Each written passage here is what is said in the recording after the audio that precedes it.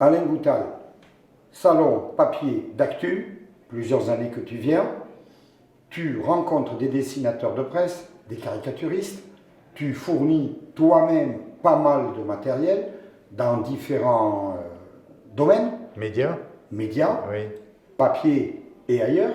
Question, qu'est-ce qu'un salon comme papier d'actu peut apporter à un vieux loup de mer comme toi?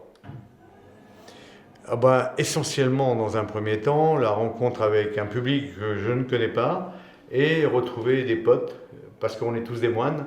Donc, pas que Philippe d'ailleurs, hein, on est tous des moines.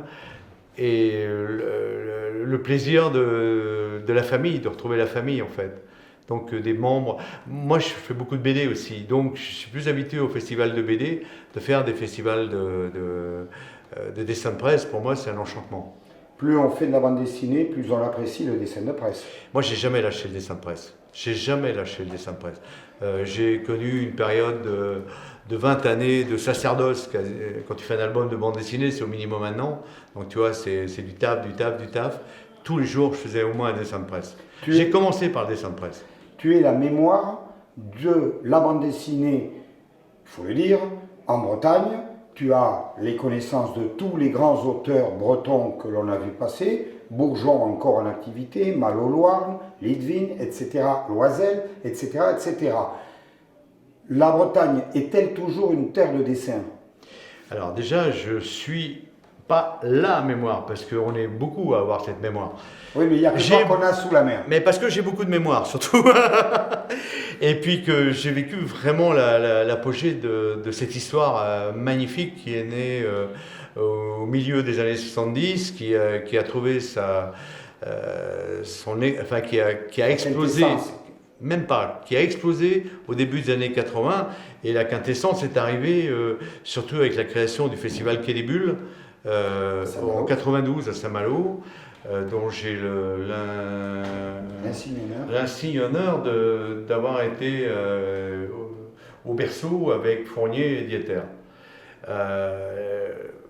Il y a quelques années, en 2006, on m'a demandé de faire une grande expo sur 400 mètres carrés au Champ Libre de Rennes, autour des 35 dernières années de la bande dessinée en Bretagne.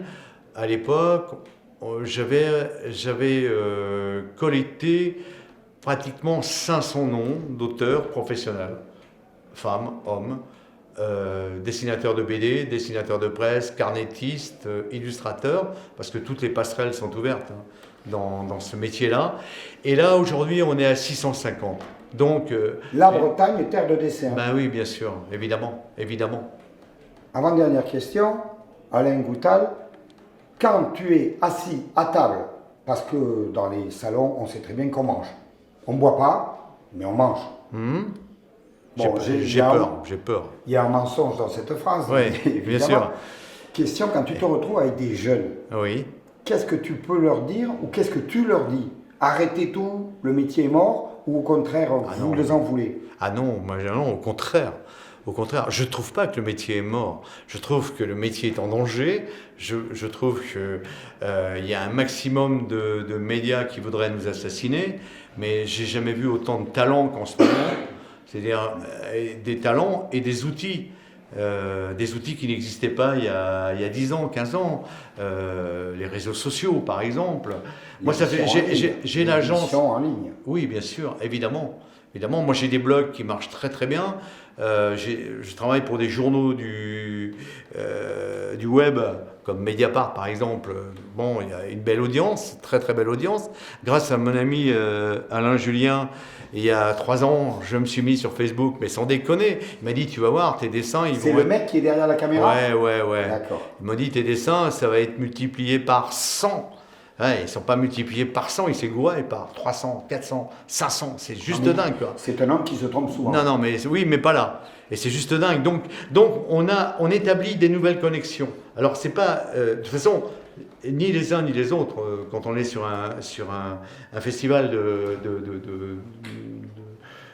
dessin de presse ou de caricature, ni les uns ni les autres, on a choisi ce métier-là pour gagner notre vie. C'est pas un métier où tu gagnes ta vie, où tu fais fortune. On le sait bien, tous. Mais c'est quand même un métier fondamental puisque c'est un véritable métier citoyen.